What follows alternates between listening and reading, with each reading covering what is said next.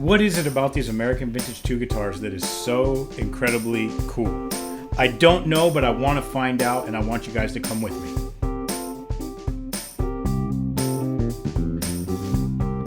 Hey everybody, what's going on? This is Nick. I'm here today. I'm checking out the Fender American Vintage 2 1951 Telecaster in butterscotch blonde, and whoo! Like I was saying in the intro, man, I don't know what it is about these American Vintage 2 guitars, but there's just something about them that I like. They've got so much character and mojo. I don't exactly know how to describe it, but I'm going to do my best for you here today. Right off the bat, let's get this out of the way. The American Vintage 2 line lately, they've been rumored to have some quality control issues. And this one, I cracked open the case. It was butter. At first play, it plays great. I haven't had to do anything with the action. I've got the stock strings on here. No buzz. No fretting out. I mean, it's coming perfect. So I don't know, maybe this new run, I've been noticing more coming into the stores lately. So maybe Fender was listening to some of the feedback they were getting, and maybe they were spending a little more time on that final stage quality control.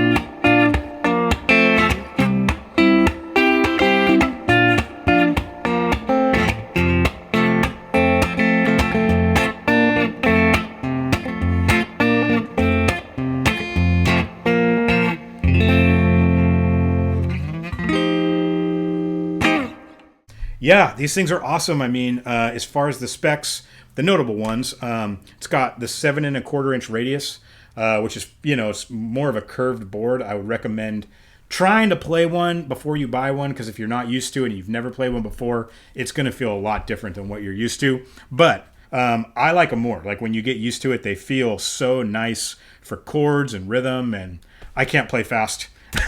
So I tend to be more of a rhythm player. So the roundness under my hand feels really good. Let's see what else. It's got, as far as I know, it's got a polyurethane base coat with a nitrocellulose lacquer overcoat. When I opened it, I guess one thing I would say is when I opened it out of the case, I started playing for the first time, the neck felt super sticky. And I thought to myself, oh my gosh, that's what I've been hearing. They've been using this really sticky nitro lacquer on the neck, but literally 45 minutes into playing, maybe an hour or two, that feeling was all gone, and now it just feels like this nice buttery neck, Yeah, there's like not really, I mean, I guess it's a tiniest bit sticky, but that's just these gloss necks. It's not a satin neck. The frets, it's got the vintage frets, so they are very small. That was another thing to possibly get used to, like if you're doing bends and stuff like that. With these small frets, your fingers are going to feel the board. They're going to feel the fretboard under your fingers. So it's kind of like, it ends up, if you're not used to it, being a little more tacky. I found you have to almost like come at more of a perpendicular angle with your finger to not get your finger stuck. But these aren't shredder guitars. And as long as you have a handle on that fact that this is not a modern guitar, it's not going to play like a modern guitar, then you will be pleasantly surprised, as I've been. The case it came with was really nice, even though it's not a G&G case. It was just as beefy as the comparable G&G case, and the only difference that I could find was that it didn't have the little name placard on the inside.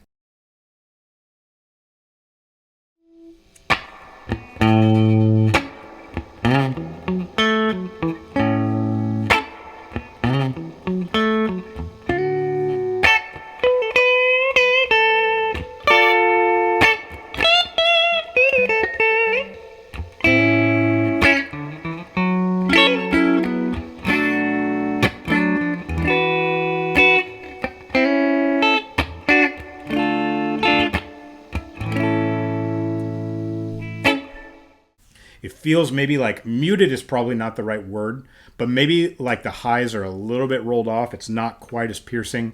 And for me, I really like that pleasant sounding warmth, especially in a tele, which can get really, really quacky. Another disclaimer being for myself, I tend to play more Stratocasters, but man, I watched that movie the other night, Walk the Line with Johnny Cash, and I think I counted like 6 or 7 different Telecasters in that movie, and I was just like, I don't know. I'm into them now. I'm starting to try to like kind of get my hands used to this big, chunky U neck, which is another good point. Let me talk about that.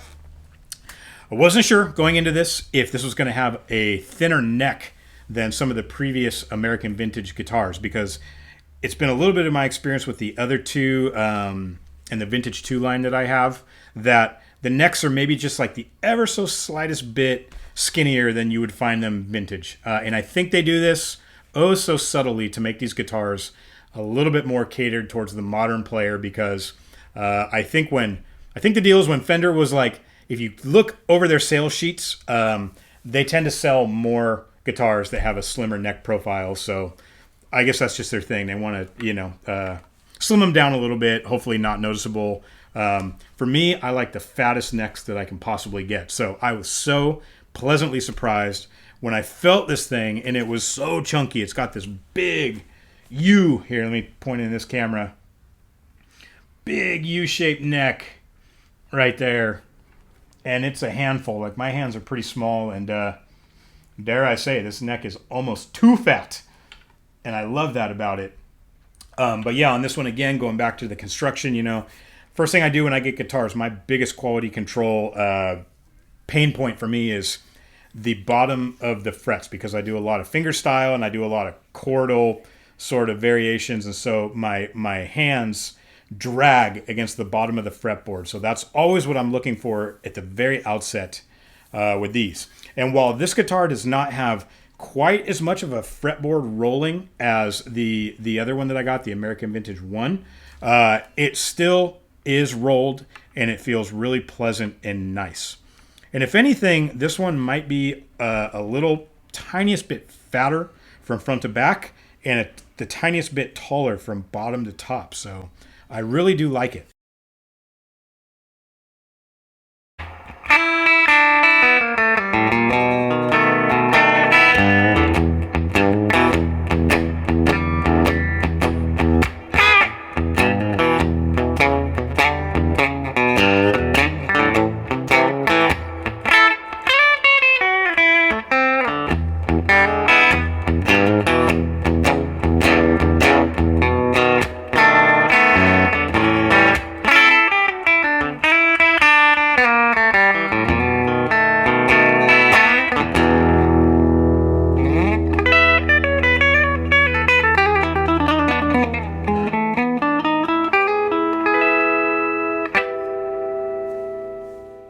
Another thing is, this comes in this, it's hard to see on the video, but this thing comes in this really nice old school looking tinted neck. I really like that tinted neck thing. I mean, some people don't, and to each their own, but to me, I really like that tinted neck that makes it look aged a little bit more. And on this one, you can really see the wood grain through the guitar, but it's really nice. I mean, this one just looks really pretty. And again, I can't really put my finger on it other than it's just got some sort of magic, as does the 57 Stratocaster that I have, and as does the 61. So I don't know if you're checking these out, like, not that I'm the end all be all of educated opinions, but I do like this a lot. And maybe the only thing that I would say from a ever so slightly negative is that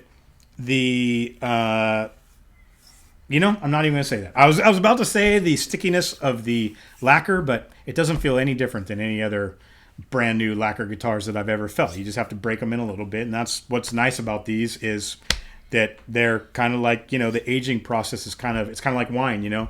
That's kind of part of the art form and kind of part of the appeal to them. So I think that's about it. I think that's all I can say without just going super ramble mode. And anyways, thank you guys for watching. My name's Nick. I hope this has been helpful, and I hope you guys have a great day.